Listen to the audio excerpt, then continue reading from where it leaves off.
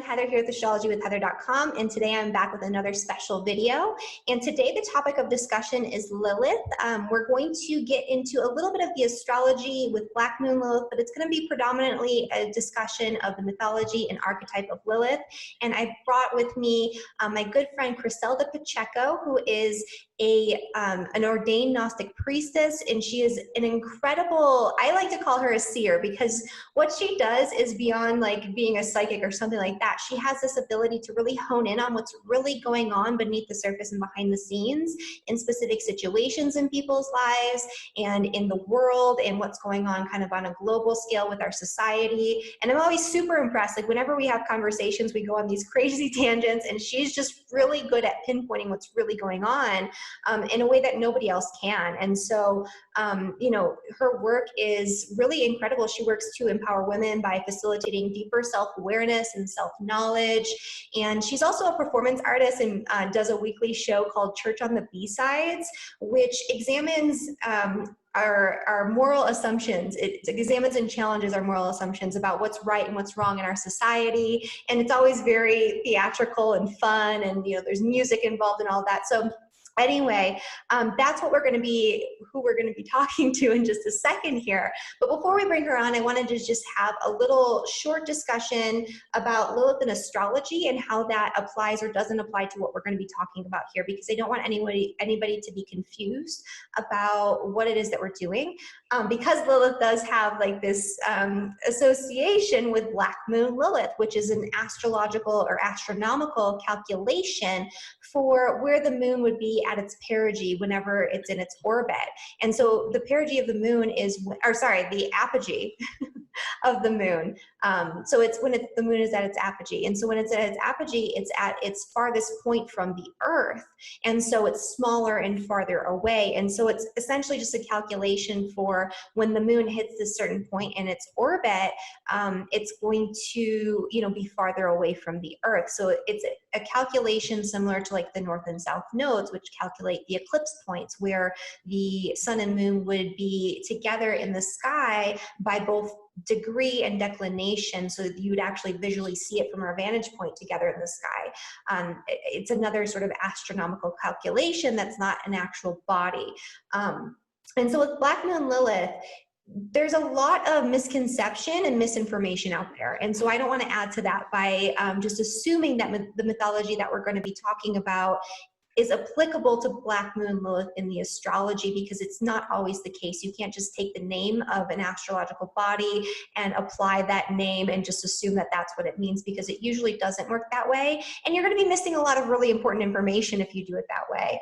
And so with Lilith and astrology, I found that some of these themes hold true. There are certainly themes of this sort of, what I like to look at it is in astrology is sort of like the demonized witch, like this person who's sort of cast out of society or who's doing something that is being demonized in some way. I've noticed through my discussions with Chriselda that there's a connection to maybe like the Abrahamic faiths, maybe demonizing something that people who have strong Lilith placements are putting out there, or issues with the Abrahamic faiths on a more of a fundamental sort of internal level. There's also, you know, an energy of like vengefulness that sometimes comes with it too. But other than that, I haven't seen this direct expression of Lilith as the archetype in the astrology that other people might read it as, except in certain circumstances. So we'll talk about that a little bit as we get into it, but I just wanted to do that little sidebar there, just so we're not confusing this archetypal energy with the astrological energy, because those might not be the same. We don't have enough information empirically to decide that just yet.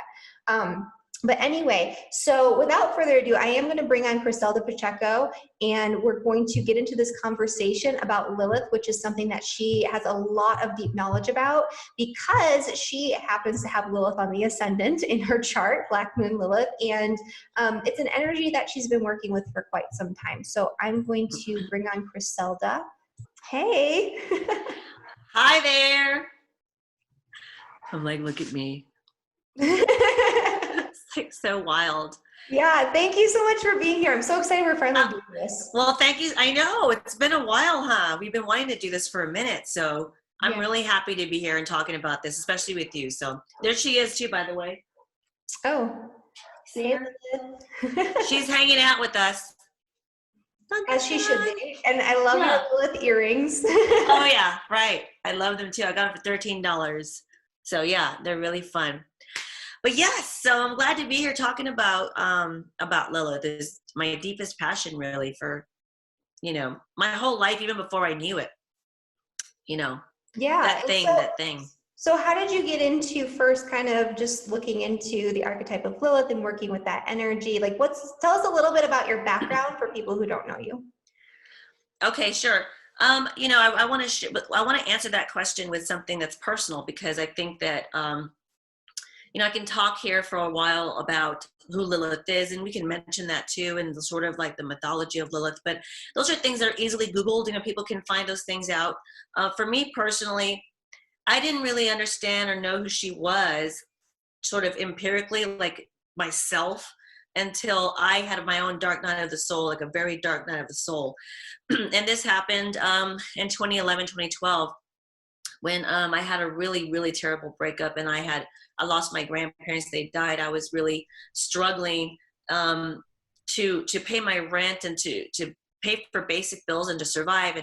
And all of that is relevant in answering your question, because at that point, I really, for the first time, asked myself in a more clear, deeply honest way, how the hell did I get here? How did I allow myself to get here? What choices did I make that didn't love myself enough, that I wound up here at this rock bottom, which, I think a lot of us can relate to, hitting a rock bottom. And so when I was at a rock bottom, that's where I felt like, seriously, I always describe it as I met Lilith at the gates of my own hell. Like it's almost like she showed up at that time of my life and extended her hand and said, now that you're here, finally at the doorway of your true self, the true self that in some ways you have not allowed to emerge more fully in your life because of fear of being shamed, fear of being misunderstood, not getting a job, getting fired, whatever, it was all connected to my sense of security and not becoming homeless and so on. But at that point, I was so done with any of that. I just needed to know the truth of myself. And that's where I feel like I met her, if that makes any sense, in an interesting spiritual archetypal way. And I felt that she led me into my own darkness, and she reminded me of who I always was. And it was a really profound experience. So I feel like sharing that truth about my story and about how I met her, or how I started on this journey fully, was in that moment from my dark night of the soul. And she showed up, to help me through it, really. Yeah, absolutely. And so, so you started kind of on this journey after that point. And so what brought you to where you're at right now? Like, what have you been doing with that experience? Yeah. Well, there's so many interesting little things that happened after my awakening on that level. Mm-hmm. One of the things, and I'm sure a lot of your viewers are going to relate to this as well, really hear this and say, oh my God, I know what she's talking about. When you start to really find yourself, and this too, in following sort of the truth of your path, all these synchronicities start to show up. This stuff you can't explain. I mean, you can tell someone else, but it's not going to mean to them, what it's meant to you. And unless it's happening to them or has happened to them, will they understand? And so this is what started happening. After that, all these synchronicities started to happen. And then I was invited to be initiated. And so then that happened. I flew to Miami and I was initiated. And I didn't understand what all that meant either. Like if I was told 2 years before all this happened that this would be happening, I would think I had lost my mind completely. I don't know what that means. Mm-hmm. But to be consecrated as a priestess, what you do is you receive a lot of lineages and energies, from many lineages. Just some of them go back to this antiquity. And it really felt like I got a surge of some kind of energy. And I remember I was having constant epiphanies just every single day. I was having these really incredible dreams. And I suddenly was not afraid to pursue what was always in my heart. And that is ways to truth. What is truth? You know, and I just couldn't stop. It really is still happening. I'm still riding the lightning of that consecration, which happened in 2014. And the death of my grandmother too in 2014 really spurred me to continue to seek the truth behind, women and who we are as women, because she was so suppressed in her generation, not to be able to speak up. And women of World War II, that's very different generation than our generation. And so I don't know, it's just this unquenching desire for truth, right, that I couldn't stop. And so this is sort of, I hope that answers your question. I've been on a deep personal journey to uncover how the hell am I still screwed up? What assumptions have I made because I have been screwed up? And let me go back and look at that and observe these things. And let me just try to re-alchemize as much as I possibly can. And in doing that, of course, that led me to then say, well, how can I be of service and help other women, authentic women who are truly seeking, not some narky person, not some narcissistic personality where they want to feel like they're the chosen ones, or, there's a lot of that going on, I think, right now. But a truly authentic woman or women who are truly earnestly seeking, and I know they're out there because, I have been one of them. And so it was like, how is all this knowledge just going to sit here? I don't want it to rot on the vine. So of course the next step was, how can I share what it is that I've experienced and understand now, and how I came to understand myself deeper? How can maybe that can help, other people. Absolutely. And I feel like most people watching this, or a lot of people watching this, can relate to that experience, because that's why more than, I would say most people turn to astrology, especially Western, like modern astrology. Right. They're seeking self-understanding, and they want to better themselves in some way. They want to figure out, as you said, why they're screwed up, what their assumptions are, how that drives their behavior now, and how can they fix that or alchemize it, like you said.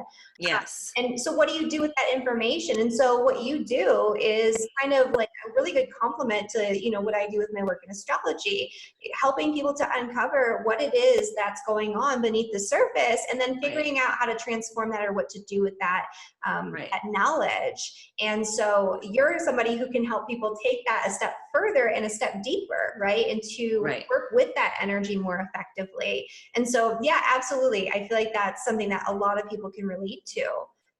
Yeah. And, I think it's really interesting too, that Lilith in astrology is not yet understood. It's still being explored, which is actually very symbolic, about Lilith in general. It's just that she has been the one that has been the least understood, right? She has been the one that's the least seen, the most scapegoated, the most dismissed. Now, I'm not saying that's what's happening in astrology. I'm saying that what's invisible, it was coming to make visible, and people are still trying to understand her. That says a lot, that's a bigger statement than at what surface value. Yeah, because I think we are still attempting to understand ourselves. We are realizing that we never did understand ourselves. Like, there's a lot of epiphany happening, I think, right now collectively, too. And that's very Lilith. She's in essence truth, an unbridled truth of nature, if you're going to look at her in the greater scheme of things. So I think it's really powerful, and it's a statement. It makes a statement that, we're still exploring her in astrology, because I think we're still trying to figure out what we are, Absolutely. And there's always that correspondence too. I mean, a lot of correspondence, obviously. Yeah, right. Above, so below, everything is connected. So I absolutely agree that there's a symbolism there that is not accidental. And so for those, to help people facilitate their understanding of what we're even talking about here, I know people can Google the story of Lilith and all of that, but in brief, would you just to humor me into no problem.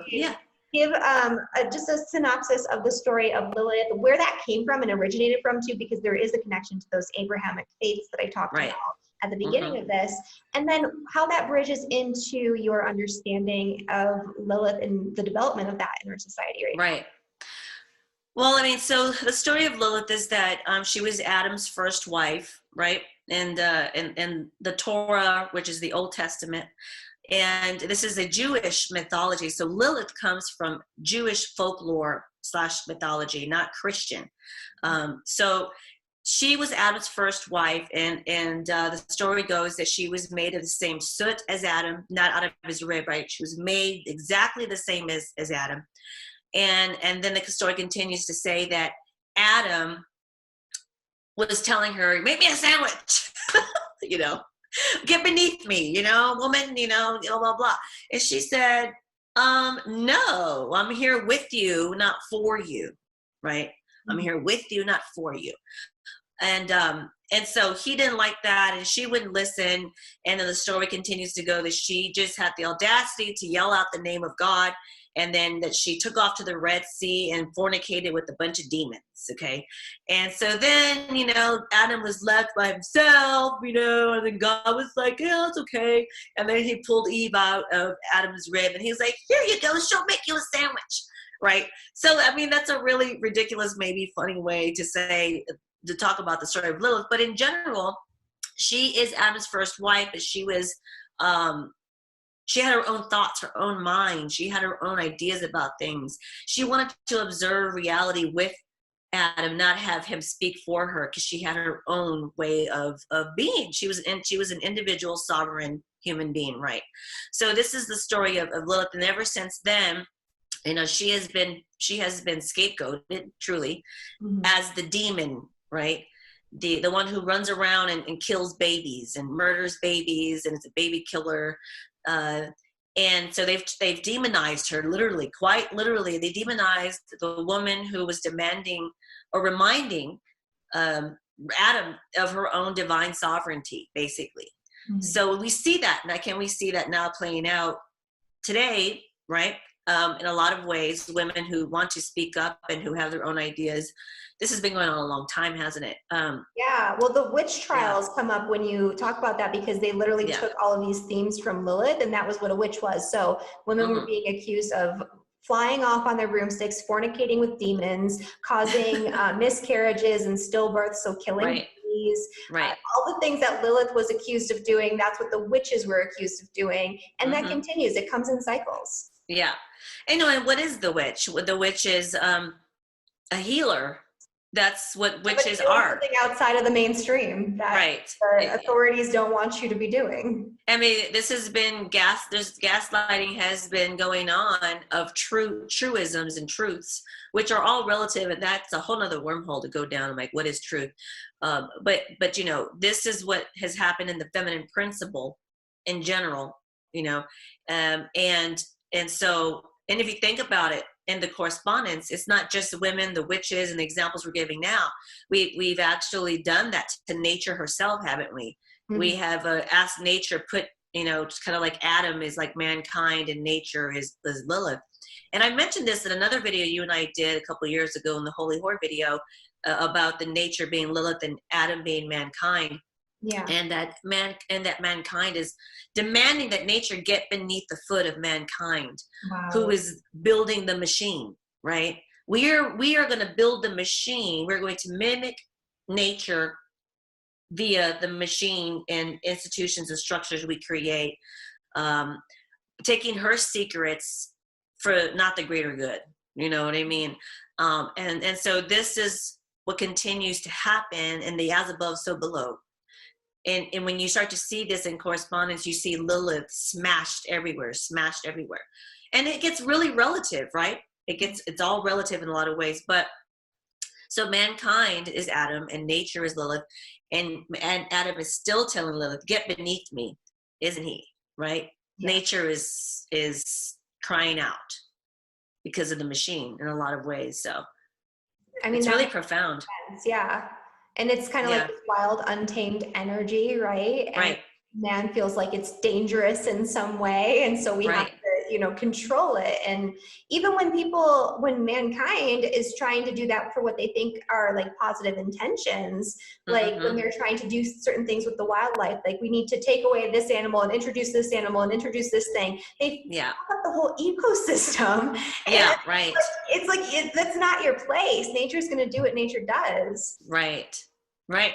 Well, see, that's a very Lilith thing to say. It's not your place. You know, nature's going to be what it is, and I am nature. And I mean, are you going to go to a lion and tell a lion not to roar? You know, are you going to, you know, tell the rain to stop being wet?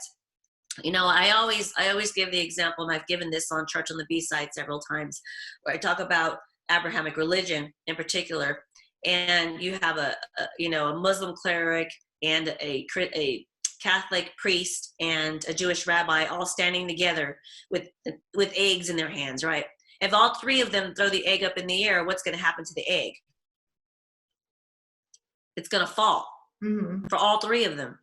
So that must be the truth, not what each of them is saying. Okay, yeah. Not the religion that they each represent, because the egg fell for all three of them. So that's where the truth is. What is that? You know, the uncompromising truth of nature is the only universal truth there is. And that's, to me, what Lilith is in the bigger, giant, you know, picture. You know, she's the truth, because she's nature. Absolutely. You know? And so in contrast to that, I know that you have been working on some stuff around like Eve and Lilith. So right. Where does Eve fit into this picture? Because I think that's kind of an interesting topic of discussion.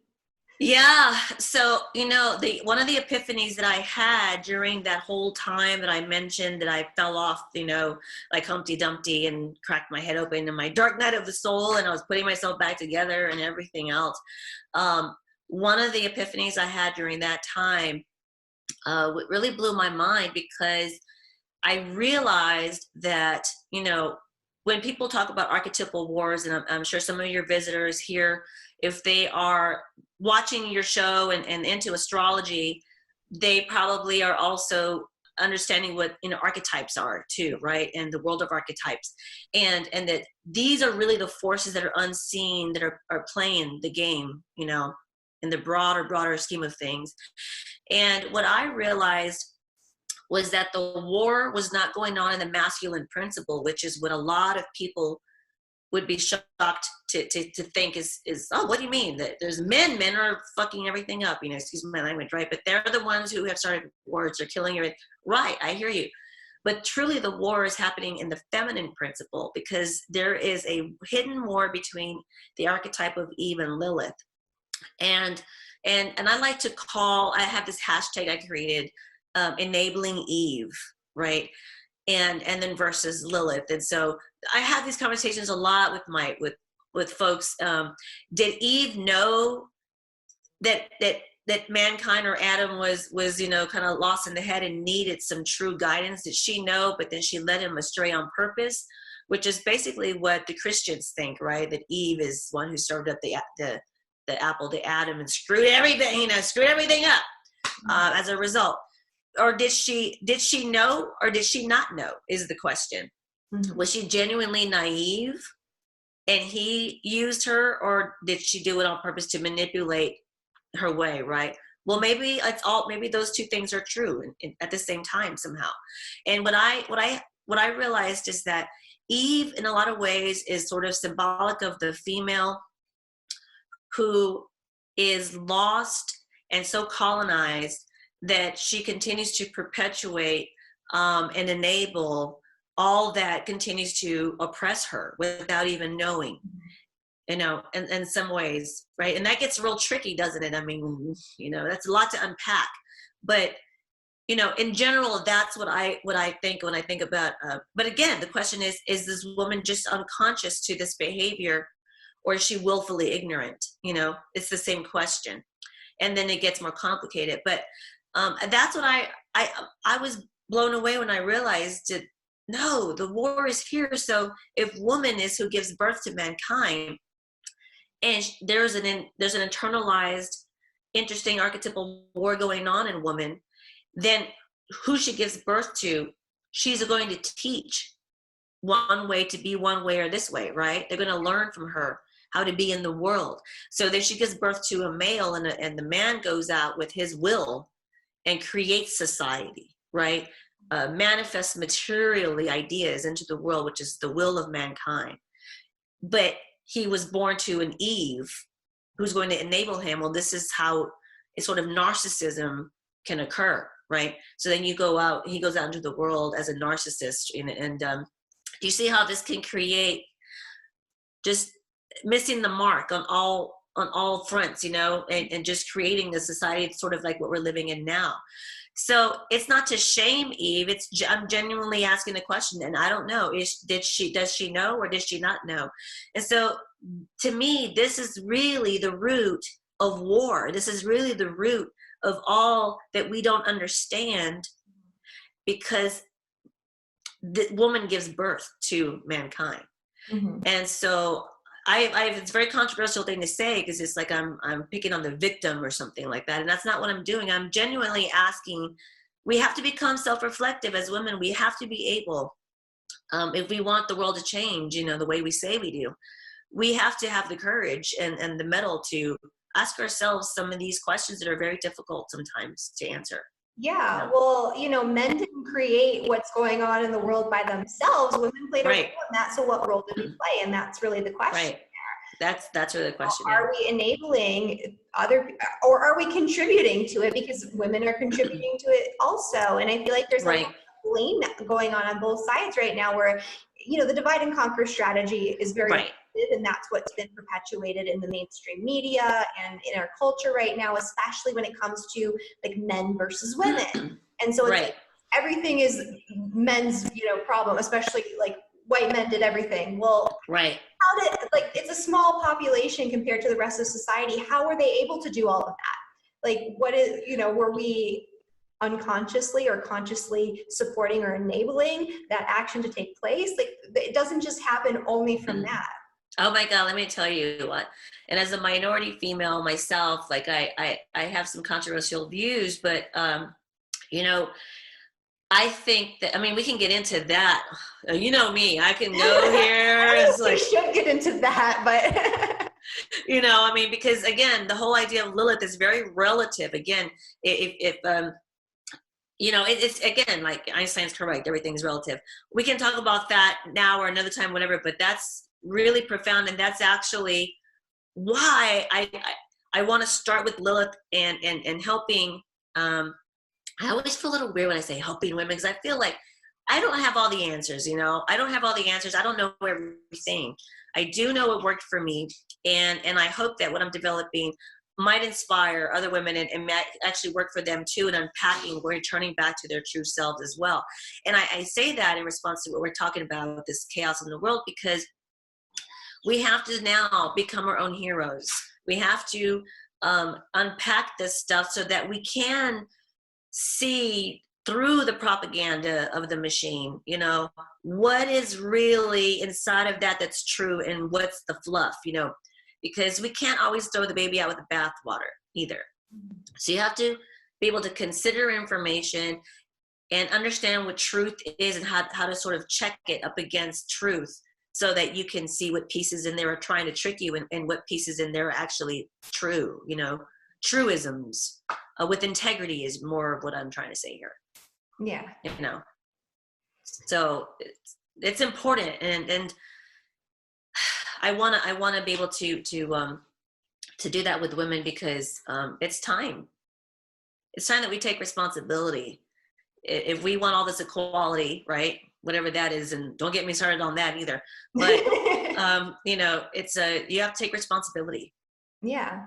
And that's, that's a big theme right now, even like astrologically, because we have like Saturn and Pluto right now joined together in Capricorn. And a big piece of that is taking self-responsibility for what you've created and the circumstances of your life. Like, what was your role in creating the hardship, the oppression, the difficulty, not just in our own lives, but like globally and as a society right now. I think that's the biggest question that people need to answer for themselves. Right. And we really need to be looking at. And it sounds like that's kind of what you're exploring with, the work that you're doing. Yeah, it's I don't want to say that I'm teaching anything or even facilitating, because to me the word facilitating, it's funny, in my mind I imagine some person, you know, in a suit standing in front of the thing, and it's just kind of like a classroom. That's not what I mean. I want to help remind people, help people remember, because it's like we're all born with this, and then as soon as the world gets their hands on us, they sort of impose something that we become like, it's an amnesia that forms. So I feel like I'm not necessarily a teacher or a facilitator, but I like to help women remember themselves, remember something, if that makes any sense. Yeah, it does. Yeah. Yeah. Okay. So what else? What else should we talk about? Well, you know, I wanted to mention, we talked about this too, the whole idea of Lilith, how she's being presented right now in the sort of mainstream New Age goddess way. That's important. And this is going to be ironic considering that, you know, I was a stripper for 17 years. And that is how I was able to take care of myself. I have a degree in English and journalism. But as I was doing an internship at Mother Jones Magazine, too, which is a huge national magazine out of San Francisco, I couldn't afford to do a full-time unpaid internship. So I started dancing there. And I realized this interesting world of juxtaposition between the daytime world in this professional way and the nighttime world, literally underground. The club I worked at was literally underground. And yeah, is the Hustler Club there in North Beach. And anyway, so I went through that world, and that helped me learn a lot about myself. And so that was that Lilith part of me, that's the seductress part, you know, that did that.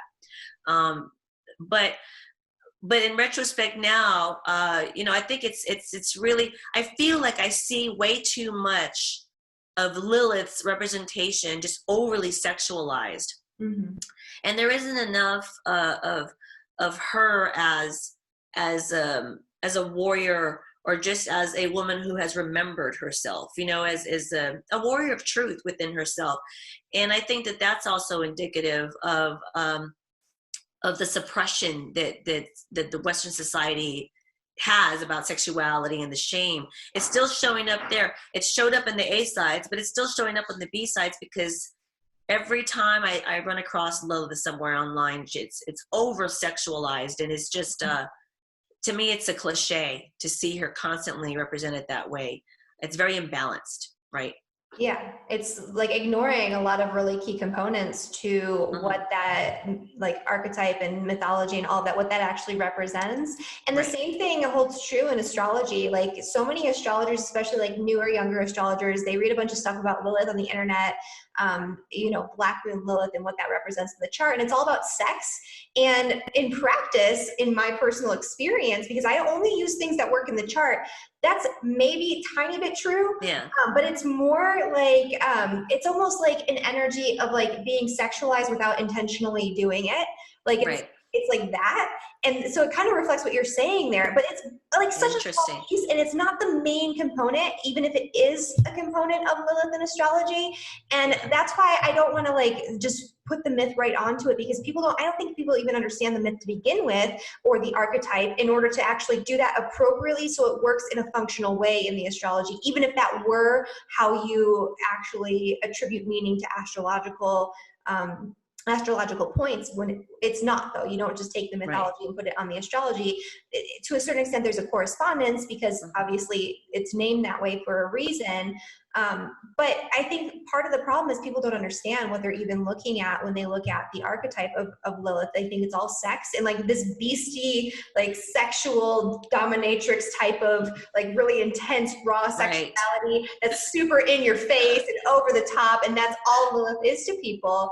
Yeah, I mean, it doesn't work. It truly doesn't work if you try to do that in astrology specifically. And I can't imagine that that's actually what Lilith represents.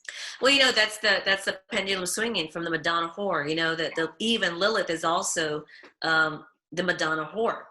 You know, and we can understand that in psychological terms. You know, on the A sides, this is kind of that's the language that describes even Lilith. Is the Madonna whore. It's the same thing. Yeah. So it's almost like you have no choice but to be a complete Madonna or a complete whore. Like you have it's like woman has to become whole again. And I think that getting in touch with Lilith, not in the way that turns you into a succubus. I mean, if you have to turn into that and then go back to the middle at some point and become integrated, I understand everybody's on their own journey, right? But I think it's worth mentioning that the whole point is to finally become integrated. You know, as I say, integration is salvation, so that woman becomes whole. Man is already whole. Men, they walk in, they're whole, they're a human being.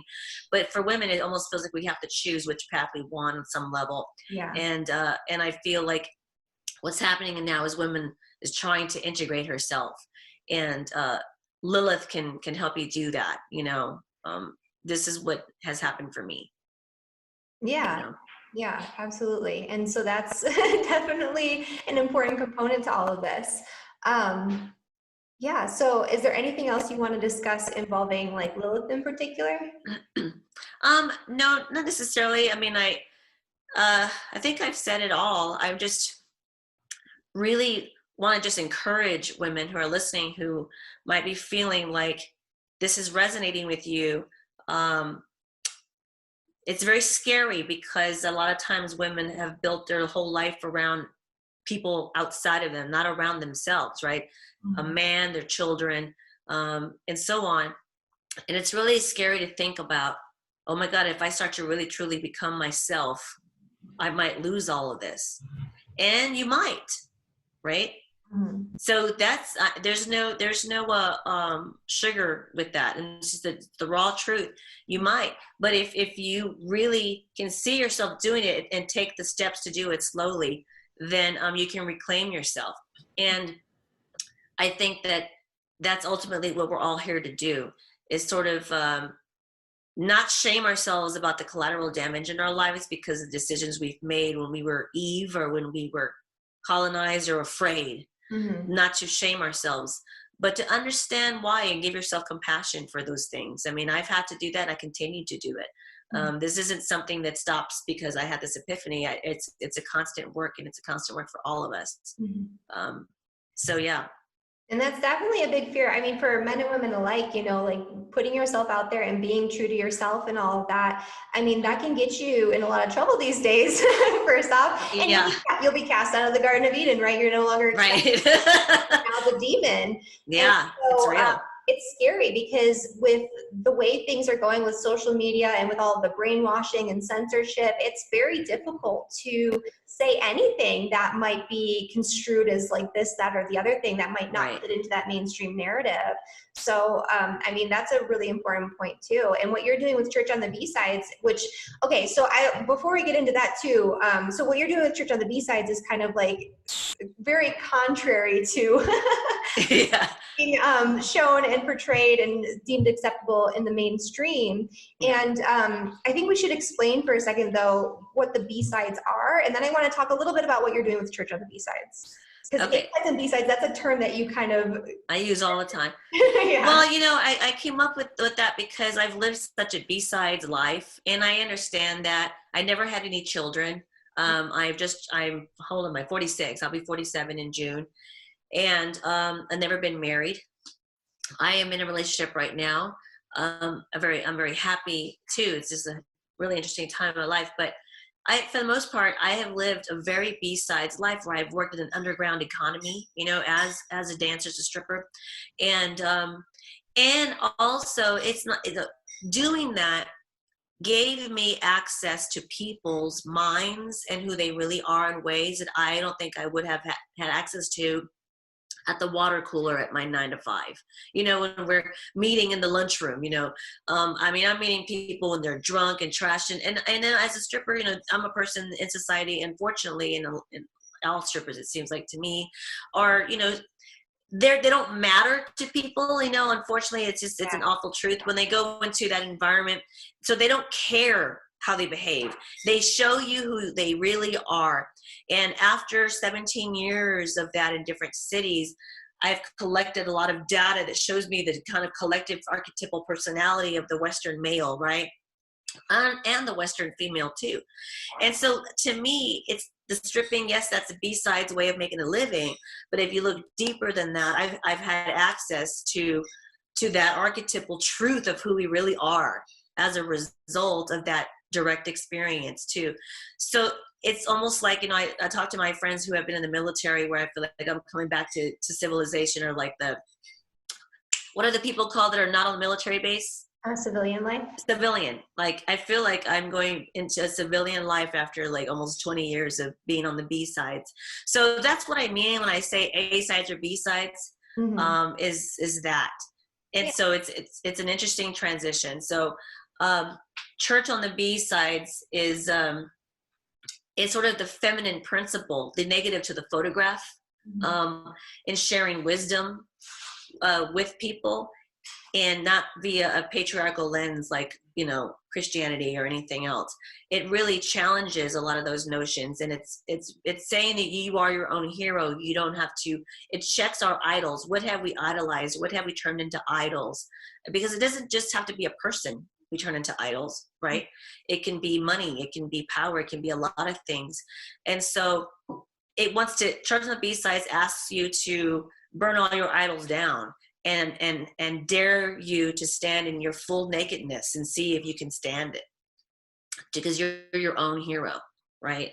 So that's what Church on the B-Sides is that you're your own hero. Burn down your idols, and check your assumptions, and let's decolonize and return back to the truth of who you are, which to me is deeply Lilith in nature. So that's what that is.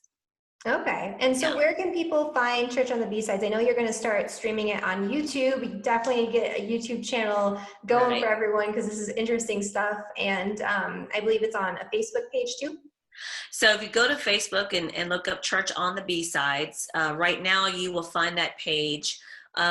And I'll be going, I don't know the exact date yet that I'm going to be launching on YouTube Live, but every Sunday I did live Church on the B-Sides on my Facebook fan page at 2:00 Central.